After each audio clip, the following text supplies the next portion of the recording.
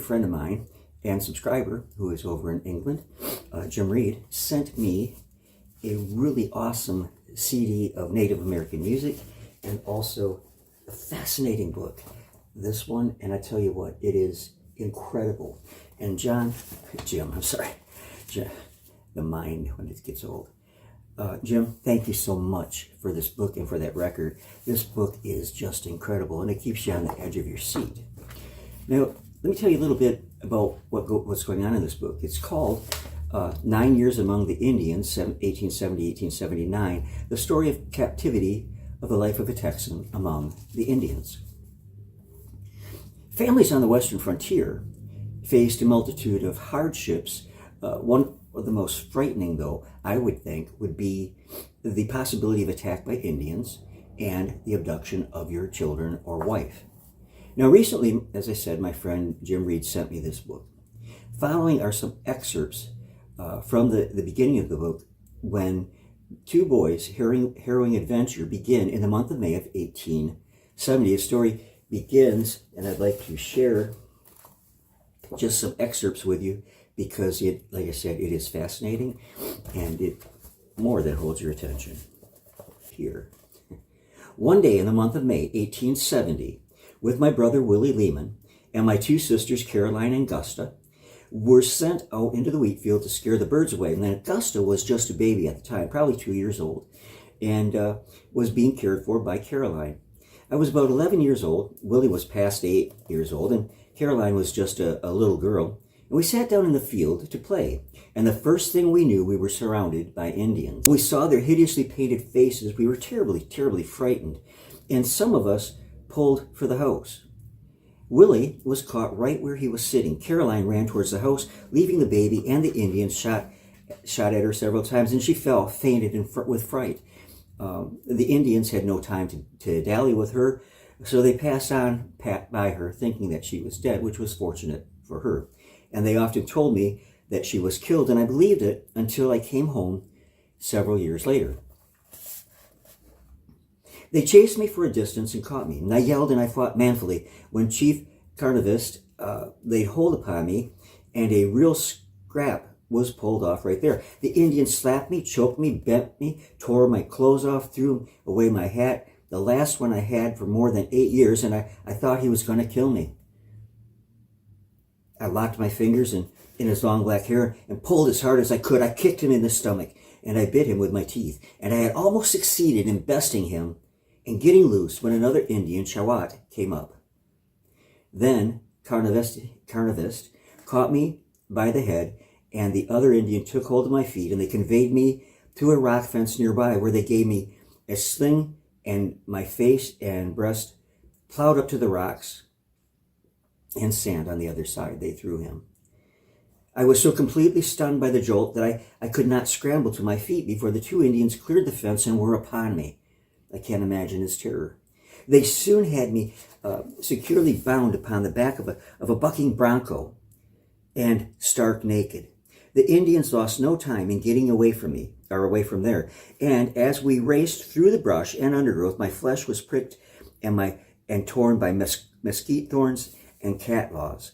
And the sun blistered my naked back and my limbs. Death just then would have been a relief to me. My brother Willie was in the same distressing predicament as I, but the Indians passed down down near Loyal Valley and onto Mosley's Mountain, where they located some horses in the valley. All of the Indians except Jarnavist, who remained to guard us, boys, went for the horses, and while they were gone, we heard some shots fired. Carnivist went out to a point to ascertain the cause of the shots, and Willie and I tried to run away, but Willie was unable to run at first. And Carnivist soon caught us, beat us, gagged us, so we could not scream, and threatened by his countenance and actions to torture us more if we made another attempt to get away. Soon the Indians returned with the stolen horses, and from there we turned west and traveled for a ways, and the Indians picked up a gray and sorrel horse. One had William Kidd's brand on it, and the other Mr. Stone's. We turned northwest, passed by the Kaiser Ranch, and onto the Llano River. At the river, they took us from our ponies tied me securely, and hobbled Willie, and then all lay down to rest. They neither made a fire nor ate anything here. We had had nothing to eat since breakfast that morning. Late in the night, we were aroused and set out up Willow Creek, passing to the right of Mason, where the band scattered. Willie and I were separated, he being taken with one party and I with another. The Indians sent back scouts to see if we were followed and to cover up our tracks if possible. Carnivist had me with him. We found a young calf lying down. He made signs for me to catch that calf, using about the persuasion that you would use for a dog. I was afraid not to obey him. So after the young bovine I went, and I caught him. Carnivist jumped down, cut the calf's throat, cut it open, plunged his knife into its stomach, got out the soured milk contents, and ate that nasty stuff with a relish that was sickening to see. I turned away disgusted and sick at my stomach. He made a sign for me to eat some, but I had made signs that I could not and would not. He grabbed me and he soused my head into the calf's paunch and rubbed that nauseous stuff all over my face, in my eyes, up my nose, into my ears, and forced some down my throat.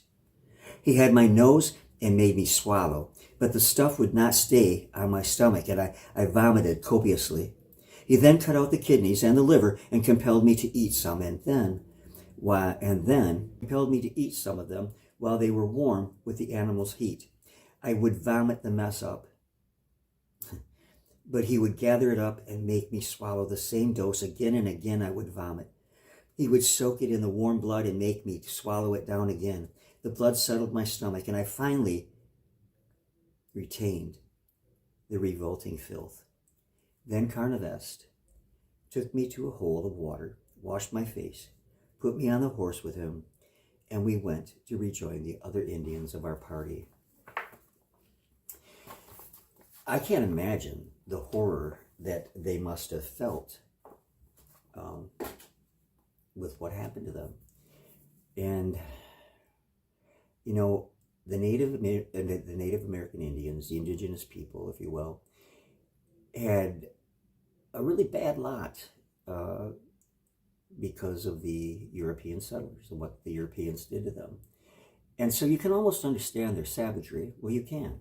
But I don't understand it against the children. But I guess in a way it makes sense to instill fear in them.